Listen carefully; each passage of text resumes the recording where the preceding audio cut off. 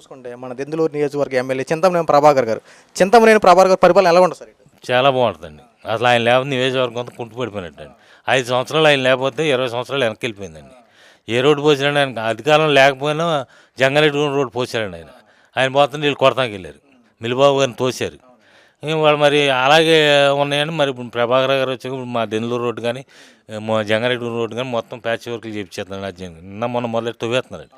ఇటు బేవడాలు వెళ్ళే రోడ్డు మొత్తం రోడ్లన్నీ పోసేస్తున్నారండి. మా ఊరు కూడా సిమెంట్ రోడ్డు పోతాం అన్నారండి. ఈ మా ఊరు మొండూరు ఉన్న రోడ్డు కూడా ఆర్ఎంబి రోడ్డు తార్ రోడ్డు పోపించేస్తున్నారు అన్నారండి. బాగా చేస్తున్నారండి.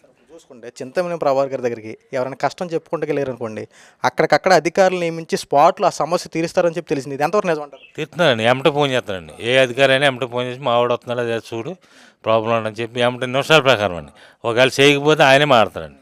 ఆయన మాట్లాడి మా ఆవిడ వచ్చి చేయలేదంటని చెప్పి ఆయనే మాట్లాడి చేయించేస్తున్నాడు. ఇది వాటిలో దూకుడు లేదని తిడతం లేదు, సమస్యలన్నీ అక్కడికక్కడే పరిష్కరించేస్తున్నారు. ఇంకోటి కూడా ఆయన దగ్గరికి వెళ్ళారనుకోండి, ముందు అన్నం తిన్నావా, ముందు తిను, నువ్వు తిన్న తర్వాత నీ కోసం 1-2 గంటలు వెయిట్ చేస్తావు, ముందు నువ్వు తిన్న తర్వాత మాట్లాడదామని చెప్పి అంటారండి. అవునండి. అసలు ముందు ఎలాగ టిఫిన్ చేసేవా లేదని అంటారు పొద్దునే. టిఫిన్ చేయకపోతే ఆ వంట చేసే వాళ్ళని తిడతా, అక్కడ శివబాబునాలు అందరం తిడతాడు ఆయన. టిఫిన్ చేయకుండా ఎందుకు కూర్చోబెట్టారు? టిఫిన్ భోజనం చేశాక మాడదాం ముందు టిఫిన్ చేసిరండి అంటారు. ఏ ఊరికి ఆ ఊరు సంతకాలు పెట్టుకుని టిఫిన్ చేసింది లేనిది మెదనరూపంలో అయితే మెదనరూపంలో చీరమర ఏ ఊరికి ఆ ఊరు సంతకాలు పెట్టుకుంటారండి. లేకపోతే ఊరుకోండి ఆయన. ఇవాళ స్వాములు కూడా దగ్గర 1000-2000 మందికి స్వాములకు భోజనాలు పెడుతున్నారండి. మామూలు జనం రోజు 700 మంది మామూలు కార్యకర్తలే ఉంటారండి. రోజు టిఫిను భోజనం బాగా చూస్తాడండి ఆయన. అసలు ఆయన గురించి అసలు ఆలోచించట్లేదండి. ఆయన వర్క్ కూడా స్పాట్ అండి. ఇవాళ చేయాలి అంటే ఖచ్చితంగా చేసేస్తారండి ఆయన. ఇంకా ఏ అధికారి అయినా చెప్పంగానే చేసి పెడతారండి. మాకు ఎమ్మెల్యే గారు ప్రభాకర్ గారు ఉంటేనే బాగుంటుందండి. ప్రభాకర్ గారి గురించి మాకు తెలిసింది ఒక విషయం ఏంటంటే, ఊర్లో ఎవరికైనా ఆరోగ్య సమస్యలు బాగోలేదనుకోండి, వెంటనే ఫోన్ చేసి మరీ వెళ్ళి వాళ్ళ అడ్రస్కి వెళ్ళి కనుక్కొని వాళ్ళ ఆరోగ్య పరిస్థితులు తెలుసుకొని ఏమైనా ఎమర్జెన్సీ అయితే హాస్పిటల్లో జాయిన్ చేసి అక్కడికి వెళ్ళి కూడా పరామర్శించి మొత్తం వైద్య అధికారుల సిబ్బందిని అంతా అలర్ట్ చేసి మనిషి ఆరోగ్యంగా మళ్ళీ తిరిగి వచ్చేంత వరకు ఆయన యోగక్షేమాలు తెలుసుకుంటారని చెప్పి తెలిసింది సార్. ఇది మాటలైనా నిజంగా పనులు జరుగుతుంది సార్? లేదండి, నిజమండి. నేను ఎక్కడ దాకా మొన్న మా ఊర్లో క్యాన్సర్ పేషెంట్ ఉందండి. ఆయనకి రైతు 9:30 ఫోన్ చేయండి. వాళ్ళు ఫోన్ చేసి అన్నయ్య గారు ఇలా ఉందండి అన్న. సరే అక్కడ మన పెద్దపాడు పార్టీ పేషెంట్ నాగరాజు వంగాయగూడ హాస్పిటల్లో నేను చెప్పానని చెప్పు, అతను ఫోన్ చేసి నెంబర్ తీసుకుని జాయిన్ చేసుకుంటాను. తెల్లారి పొద్దున్న తీసుకెళ్ళి జాయిన్ చేసుకున్నారు. అది విజయవాడ అయినా ఎక్కడైనా ఏమంటే మనం ఏ టైంలో ఫోన్ చేసి ఫోన్ ఎత్తారండి. ముందు ఆయన ఫోన్ ఎత్తి మా సమాధానం చెప్పి పలానా సాట తీసుకెళ్ళి మాట్లాడుతుంటారు. ఏమంటే ఆయన మాట్లాడతారండి. దగ్గరలో అయితే ఏమంటే అవకాశం ఉంటే ఏమంటే వచ్చి ఆయన కూడా వచ్చి చూసి పలకరించి వెళ్తారండి. అసలు ఆ ఇబ్బంది లేదండి. అక్కడ మామూలుగా పెద్ద హాస్పిటల్ అయితే ఆదామని మన ఎమ్మెల్యే గారి మనిషి ఉంటాడండి. అతనికి ఫోన్ చేస్తే చాలండి. మనం ఇంటికి ఫోన్ చేస్తే ఎవరైనా జాయిన్ చేసుకుంటాడు. అతనే చూస్తాడు మొత్తం, ఆదాం కూడా చూస్తాడు. అన్నయ్య గారు కూడా అతనికి చెప్తాడు, బాగా చూస్తారండి. ఆ ఇబ్బంది లేదండి అసలు. దెందులూరు నియోజకవర్గ ఎమ్మెల్యే చింతమనేని ప్రభాకర్ గారి పరిపాలన 5 నెలలు కంప్లీట్ అయింది. ఈ 5 నెలల పరిపాలన ఏ రకంగా ఉంది? చింతమనేని ప్రభాకర్ గారు దెందులూరు నియోజకవర్గానికి చేసినటువంటి పనులు ఏంటి?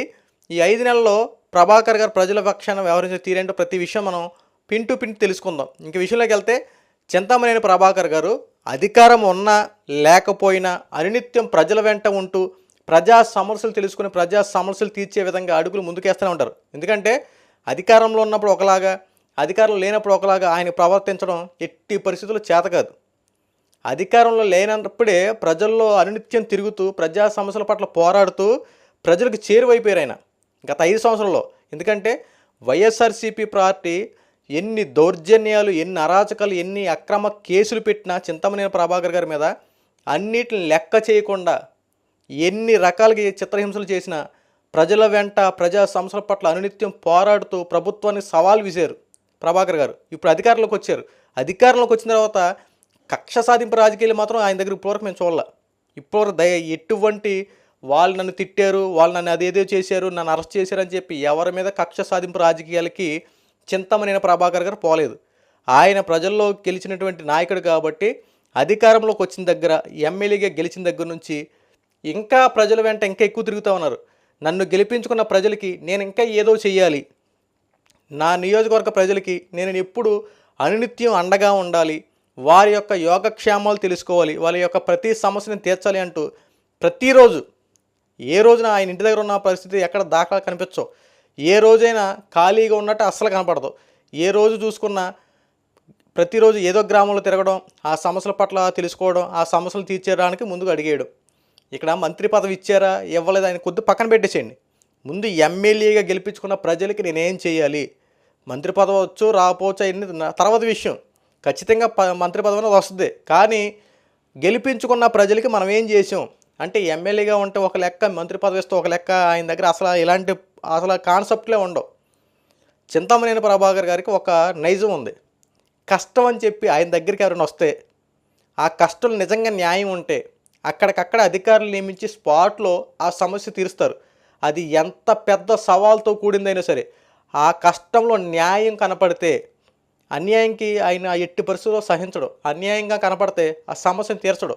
అందులో న్యాయం ఉంటే నిజంగా అది కష్టమని గుర్తిరిగితే అట్టే పక్కన వాడు ఎంతటి వాడైనా ఆ సమస్య ఎంత పెద్దదైనా సరే క్షణాల్లో దాన్ని పరిశీలించి అధికారులు నియమించి స్పాట్లో ఆ సమస్యను అక్కడికక్కడ తీరుస్తారు. కష్టం అంటే గుర్తుకొచ్చే మనిషి చింతమనేని ప్రభాకర్ గారు. అలాంటి చింతమనేని ప్రభాకర్ గారు ఈ రోజున ఆయన దగ్గరికి వచ్చిన ప్రతి ఒక్కరిని ఎలా ట్రీట్ చేస్తారో ఒకసారి చెప్తా. ఆయన దగ్గరికి ఎవరైనా కష్టం చెప్పుకుంటూ వెళ్ళారనుకో, నీ అనే భేదాభిప్రాయాలు ఉండవు, మన తన అనే భేదాభిప్రాయాలు ఉండవు. ఆడు మన పార్టీయా వేరే పార్టీ అని చెప్పి కనీసం వ్యక్తిగత భావనలు కానీ పార్టీ విభేదాలు కానీ ఆయన దగ్గర ఇట్టి పరిస్థితులు ఉండవు. సమస్యను వస్తే ఎవరికైనా సరే సమస్య కోణంలో చూస్తాడు. ఒక ఓటరు నన్ను గెలిపించుకోవడానికి సహాయం చేశాడో చేయలేదని పక్కన పెట్టండి. ఒక మనిషిగా ఒక ఎమ్మెల్యేగా నేను ఉన్నప్పుడు నా నియోజకవర్గంలో ఒక సమస్యని చెప్పి వచ్చాడు, ఆ సమస్యను తీర్చాలని చెప్పి ముందుకు అడుగులేస్తూ ఉంటారు.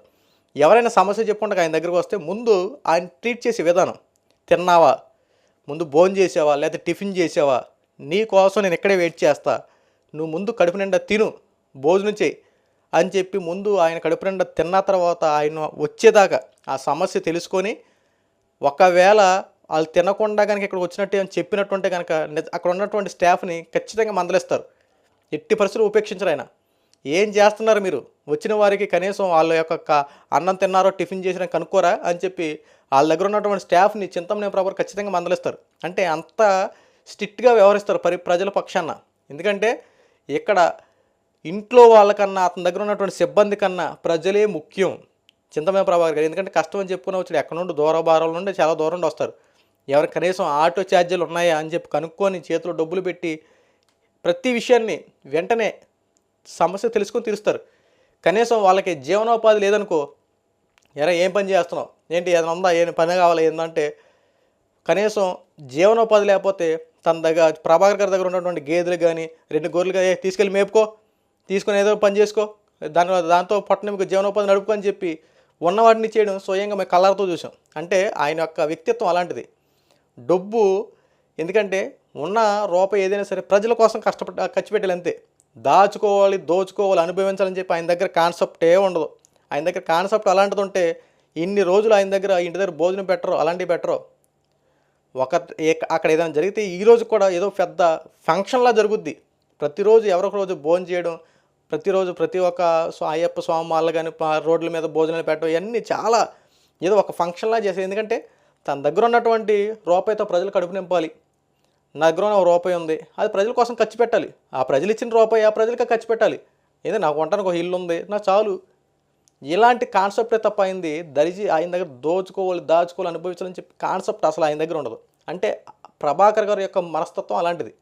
ఇంకొకటి, ఎవరైనా ఏ ఎమ్మెల్యే అయినా సరే మరి వెళ్తారో లేదో నాకైతే తెలియదు. మా నియోజకవర్గ దెందులూరు నియోజకవర్గం సంబంధించినటువంటి చింతమనేని ప్రభాకర్ గారు ఆ నియోజకవర్గంలో ఏ గ్రామంలో ఏ మూలైనా సరే ఎవరికైనా మంచాన పడిపోయినటువంటి రోగులు ఎవరైనా ఉంటే వెంటనే వాళ్ళ దగ్గరికి వెళ్ళిపోతారు.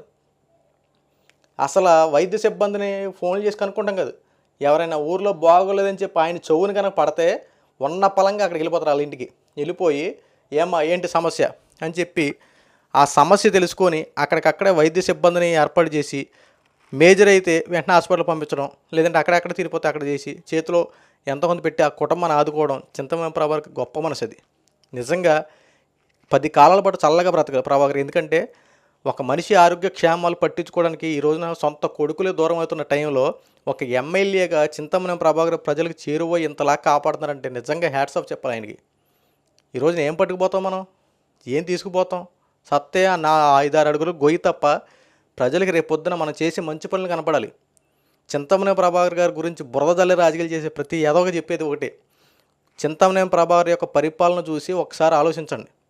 ఎందుకంటే ఈ రోజు కూడా స్టిల్ ఆయన్ని బురద జల్లే రాజకీయాలు ఆయన మీద దుష్ప్రచారాలు చేయడం అనేక మంది ఉన్నారు.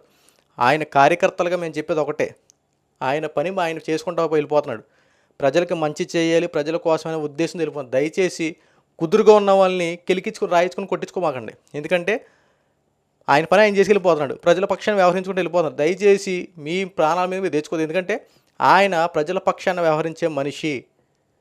ఎందుకంటే ఆయన ఎవరి జోలు తీయడు, ఆయన జోలుకొత్త ఊరుకోడు. ఎందుకంటే ఎందుకు వచ్చింది మనకే, మన పని మనం చేసుకుంటే సరిపోదా? మంచిగా చేసుకున్నాం. మీరు బురద జల్లి రాజకీయాలు చేయడం బట్టి కదా ఆయన కోపడుతుంది. ఇప్పటికైనా మారండి అయ్యా బాబు. మీ పని మీరు చేసుకుని మా పని మమ్మల్ని చేసుకునేవ్వండి. ప్రజలకు ఏదైనా సమస్య వస్తే తెలుసుకోండి. సమస్యలు తిరగడమే కావాలి. మీ సమస్య ఏంటో వచ్చి చెప్పుకోండి, సమస్య తీర్చుకోండి, ప్రశాంత్ ఇంటికి వెళ్ళండి. ఎందుకు వచ్చింది మీకు రాజకీయాలు, బురద జల్లి రాజకీయాలు? ప్రభాకర్ గారి యొక్క మనసును బట్టి ఆలోచించండి. ఆయన పెట్టేవాడో కొట్టేవాడో దండించేవాడో ప్రతి ఒక్కసారి ఆలోచించండి. ఎవడెవడో చెప్పిన మాటలు నమ్మేసి సోది మాటలు నమ్మకండి. ఆయన వ్యక్తిత్వం తెలిసినవాడు మాట్లాడతాడు, ఎవరైనా ఆయన మంచిగా మాట్లాడతాడు తప్ప చెడుగా మాట్లాడే మనిషి నిజంగా ఆయన గురించి తెలియదు. ఎప్పటికైనా వాస్తవాలు